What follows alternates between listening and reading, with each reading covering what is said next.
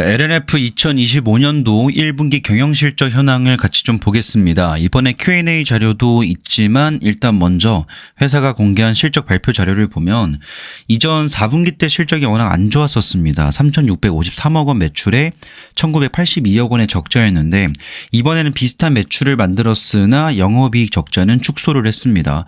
대략 580억 원 정도의 영업이익 적자를 축소했는데 그 원인으로는 조금 더 비싼 제품 팔았다 이겁니다.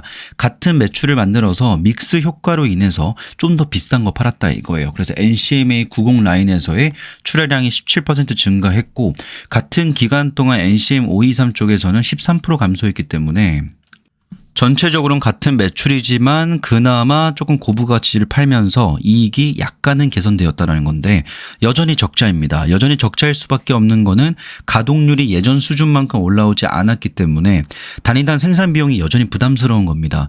여기에 플러스로 얹어지는 게 재고평가 손실 747억 원인데 재고평가 손실은 예를 들어서 내가 100에 사온 게 있는데 이 원자재의 가격이 50으로 떨어졌어요. 그러면 마이너스 50이 실제로 내 주문에서 나가진 않습니다. 근데 장부상에 재무제표에 기록을 할 때 마이너스 50으로 충당금을 설정을 해놓고 나중에 재고자산 관리를 잘해서 정상화가 되었을 때 원가와 판가가 비슷한 수준을 유지가 될 때 이 충당금을 다시 플러스 50해서 환입하는 겁니다. 그런 환입 효과를 보였던 게 이번 1분기에는 포스코 퓨처엠과 에코 프로비엠은 그러했고 LNF는 아직까지는 재고자산 평가 손실을 기록하고 있습니다. 이 말은 아직 더 떨이할 물량들이 조금은 남아있다는 거고 회사 측에서도 Q&A로 밝힌 내용에 따르면 3분기까지는 이게 완료될 것 같다라고 이야기를 했습니다. 참고로 LNF가 유난히 아직도 재고자산 평가 손실을 기록하는 이유 중에 하나는 리튬 장기 공급 계약도 있습니다. 그러니까 예를 들어서 장기 공급 계약을 맺지 않고 단기로나 중기로 내가 필요한 만큼 가져다 쓰는 경우에는 원가가 비쌀 때 사더라도 만약에 출하량이나 매출량이 저조해질 것이다라고 예상을 하면 그만 매입하면 됩니다. 근데 이런 식으로 장기 공급 계약을 맺는 경우에는 내가 이걸 좀 탄력적으로 재고를 관리하기가 한계가 있습니다. 그러다 보니까 LNF는 국내 3사 중에서 아직까진 재고자산 평가 손실을 기록하고 있는 상황인 겁니다.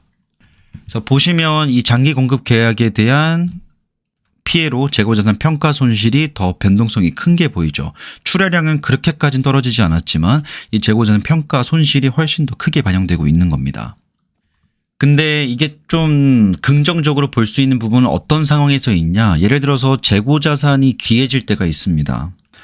예를 들어 러시아나 우크라이나 전쟁이 터져가지고 이렇게 재고가 우리가 취해야 되는 원자재 가격이 급등했을 때는 재고가 귀해지기 때문에 이때 이미 장기 공급 계약 체결해둔 게 이득이 될 수 있겠죠. 근데 최근 트렌드를 보면 원자재 가격이 하향 안정화를 하고 있고 좀처럼 이렇게 반등할 모습을 보이고 있지 않기 때문에 이렇게 좀 비싼 재고를 쌓아뒀던 거를 떨이를 해야 되는 입장에서는 LNF가 가장 이 부분에 있어서는 좀 곤란함을 겪고 있다라고 보시면 되겠습니다. 네, 이러한 모든 걱정들이 사실 출하량 늘어나고 매출량 늘어나면 걱정할 게 없습니다. 냉장고에 쌓아가는 음식들이 없어진다는 그 속도 자체가 빨라진다면 유통기한이 언제인지는 크게 신경 쓰지 않을 수 있다는 거죠. 네, 현재로서는 전반적으로 업황 자체가 매출량과 출하량이 줄어들었기 때문에 이 안에서 탁월한 재고 관리를 하기 위해서는 기존에 쌓아놨던 재고들을 빨리 소진을 시켜야 되는 겁니다. 그래서 LNF의 3월달 확정치 기준으로 NCM 전국 수치를 보면 평이했습니다. 그러니까 NCM 계열은 전국 단위로 봤을 때는 그저 그런 움직임이었고 NCA 쪽만 좀 급등이 나왔었죠. 그 외에 NCM이 포함되어 있는 대구에서의 글로벌 매출량을 보면 1월, 2월, 3월이 좋았습니다. 그러니까 작년 4분기보다 1분기가 훨씬 더 나은 모습을 보여줬어요. 눈에 띌 만큼 급등한 건 아니지만 그래도 4분기 때 바닥을 찍고 1분기 때는 좀 반등했다는 거 보여주는 데 사실 이 증가하는 수치 대비해서 보시면 이 매출액의 금액 자체가 크게 증가하지 않았죠. 오히려 똑같은 상황을 유지를 했잖아요. 근데 증가했음에도 유지를 하는 이유가 단가가 줄어들었기 때문에 그렇다고 보기에도 단가 줄어든 게 10% 미만입니다. 그래서 수출 금액 전체 규모 자체는 15% 증가했고 단가가 10% 미만으로 떨어졌는데 매출량이 똑같은 거.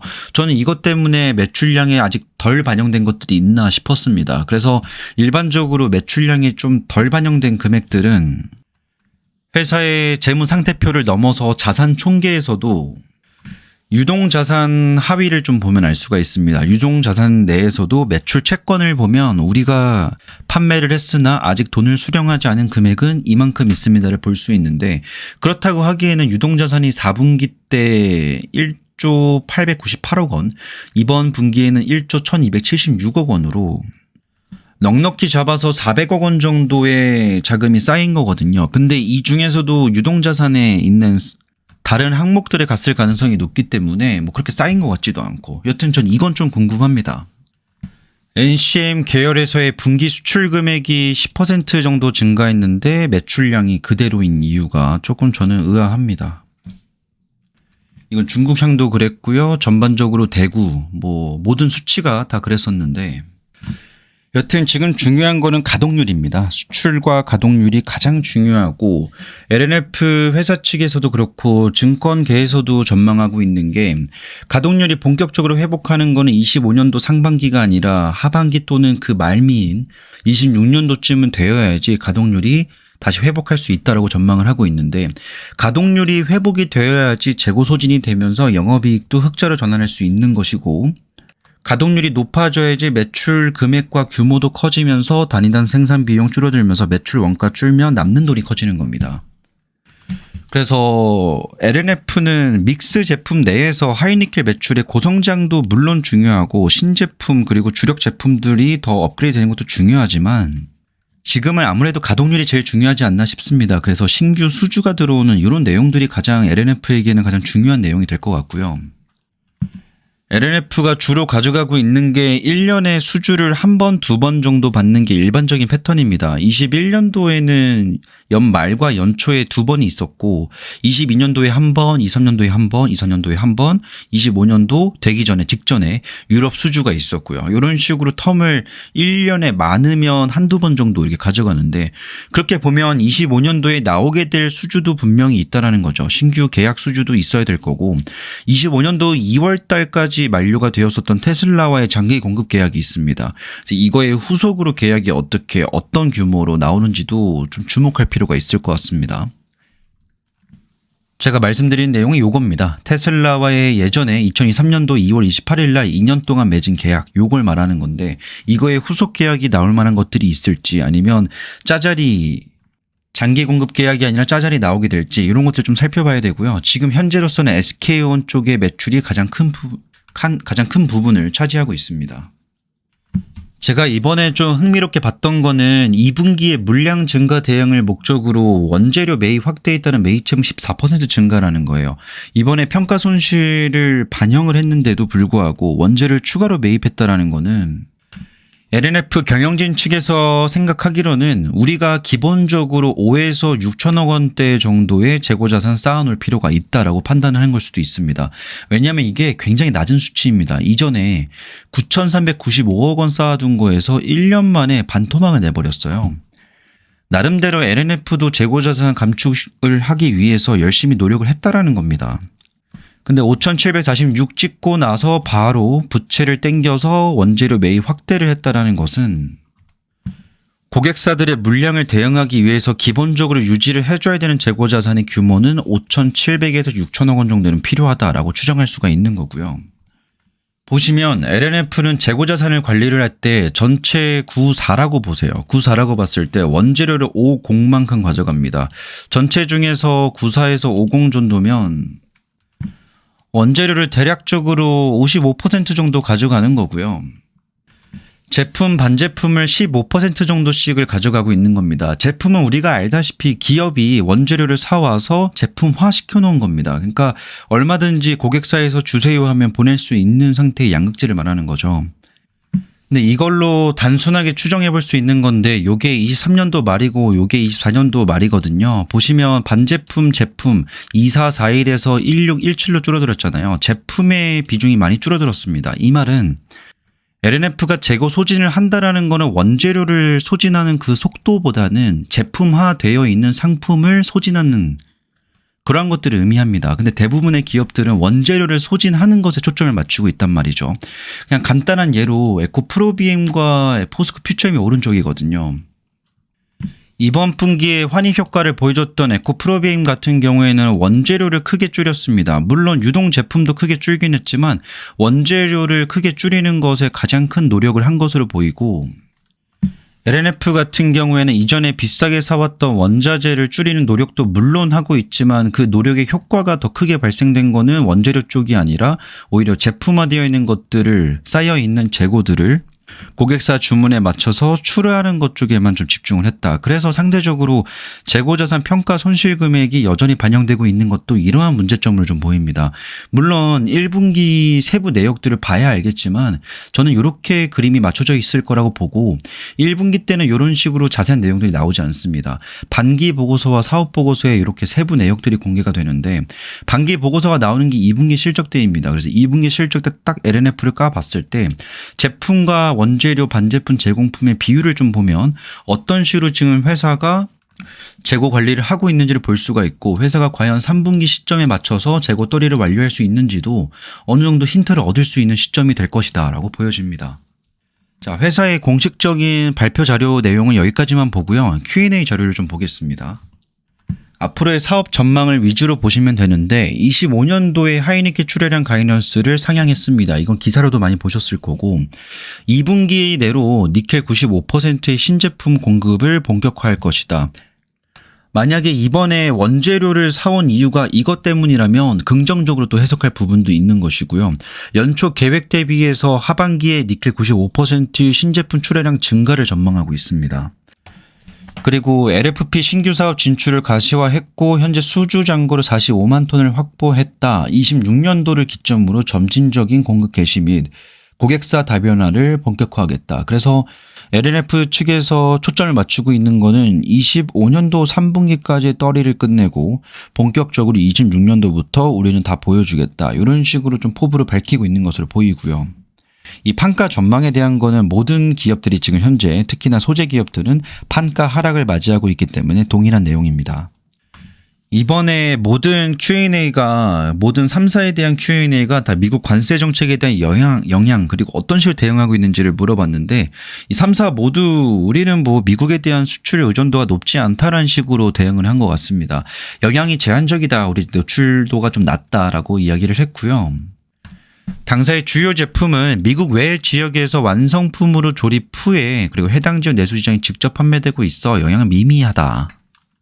여기서 좀 TMI이기도 한데, 완성품으로 조립하는 것도 있지만 이렇게 반제품으로 만들기도 합니다. 반제품과 제공품의 차이는 원재료에서 제공품까지 가는 건 어느 정도 제품화를 한 것이지만 판매할 수가 없어요. 근데 반제품 수준 정도 되면 제품 수준까지 완성도는 아니지만 어느 정도 완료를 해놔서 조립만 하거나 아니면 뭐 마지막 작업만 하면 제품화 시킬 수 있는 단계로 보입니다. 그래서 실제로 LNF가 보유하고 있는 이 반제품도 회사 측에서 밝힌 내용대로 미국 외 지역에서, 만약에 미국이 관세를 때린다 그럼 우리는 미국 외 지역에서 완성품으로 만들거나 아니면 반제품을 만들어서 조립한 다음에 들어가면 돼. 이런 식으로 보고 있는 것 같고요.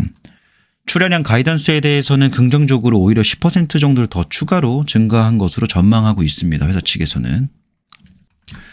그리고 여기 나와 있는 대로 이중 탄산 리튬의 영향이 390억 원이라고 그러죠. 1분기 재고평가 손실 규모 750억 원인데 이중에 탄산 리튬 영향이 395억 원이다. 앞서 제가 보여드렸던 것처럼 이 내용입니다. 리튬 장기 공급 계약으로 인해서 대규모 재고자산 평가 손실을 기록을 했다. 그럼 회사가 본격적으로 흑자 전환하는 시점, 이게 곧 재고 평가 손실 규모가 완전히 축소되었거나 환입하는 단계로 보고 있는 거죠. 그래서 흑자 전환 시점을 3분기로 예상을 하고 있는데, 이때 어느 정도의 평가 환입이 있을 것이고 4분기 때 잘하면은 환입 규모가 좀 커질 수도 있다. 지금 보면 에코프로베인과 포스코 퓨처엠이 겪고 있는 1분기의 상황을 LNF는 3분기 정도 시점에 예상하고 있는 것 같습니다. 그 외에 뭐 확장 계획이나 뭐 제품군 비중에 대한 내용은 뭐 따로 보시면 될 것 같고요. 현재 현금 3천억 원 정도를 안정적으로 유지하고 있고, 굳이 3공장 완공에 따라서 큰 규모의 KPX 집행 계획은 없다라는 겁니다. 이걸 밝히는 이유는 아무래도 요즘 가장 관심 받고 있는 게 주가가 많이 떨어진 상황에서 자금 조달하는 거에 대한 PTSD입니다. 그래서 그런 우려들을 좀 없애려고 우리 뭐 당장 큰 돈 쓸 거 없어요 라고 말을 하고 있는 것 같습니다. 만약 회사가 자금을 크게 쓸 상황이 된다면 뭐 2분기나 3분기 컨콜 때 미리 좀 흘려줄 겁니다. 그래서 조인트 벤처와 공급망 관리 기금 등을 통해서 자금 세분화했기 때문에 자금 부담이 크지 않을 것이다. 뭐 이렇게 자금 부담 없다라는 내용들을 위주로 가는 게 이건 요즘 가장 사람들이 우려하는 부분이기 때문에 미리 알려주는 것 같습니다. 현재 샘플 테스트 중에 LFP 관련된 거는 본격적인 생산은 26년도 말로 계획되어 있으나 고객사에서 조기 양산을 요청했다라고 합니다. 그래서 미국의 계획은 27년도 양산 목표로 JV 설립 및 LFP 전문기업 투자를 통해 현지 거점 마련할 계획이다. 대부분의 계획들이 26년도와 27년도로 초점이 맞춰져 있는 상황인 거고 중국 경쟁사 대비해서 LFP 경쟁력은 어떨까라는 것인데요. 회사 측에서도 파악하고 있는 게 에너지 밀도 측면에서도 우리가 비교해봐도 선도적인 수준이지만 여전히 아무래도 가장 큰 관건은 단가일 겁니다. 단가 때문에 이 2.6에서 2.7급이라고 표현을 한 것 같고 기술력만 놓고 본다면 우리가 그래도 선도적 수준이지만 이거를 고효율로 대량 생산해야지 또 단가가 떨어지는 거잖아요. 그래서 요 고효율 대량 생산하는 능력에 있어서는 아직까지는 좀 따라가고 있는 입장인 것 같습니다.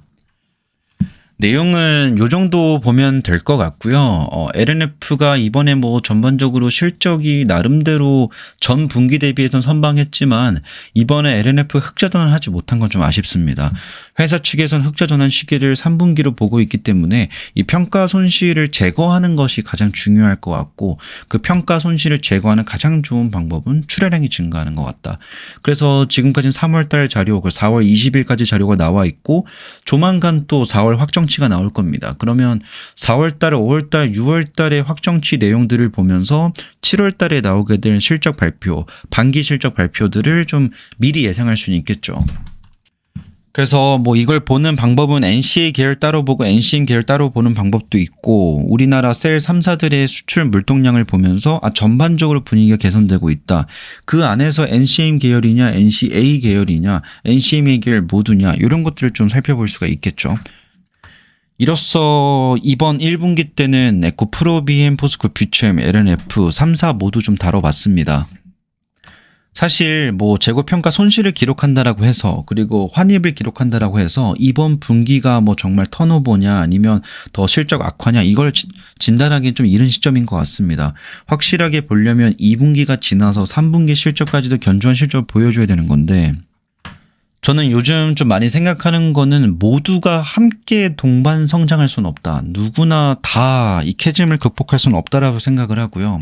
먼저 치고 나가는 기업들도 있을 겁니다. 그래서 사실 LN주주, 포퓨주주, BM주주에 따라서 뭐 편이 나뉘기도 하고 여기가 좋다 저기가 좋다 뭐 의견이 있을 수는 있습니다만 지금은 뭐 내 편, 네 편 따질 때가 아닌 것 같습니다. 다 같이 때에 따라서는 협력을 하면서 트럼프 관세 정책 눈치 보랴, 유럽 정책들 신경 쓰랴, 중국의 움직임 신경 쓰랴 뭐 생각할 게 좀 많은 것 같습니다.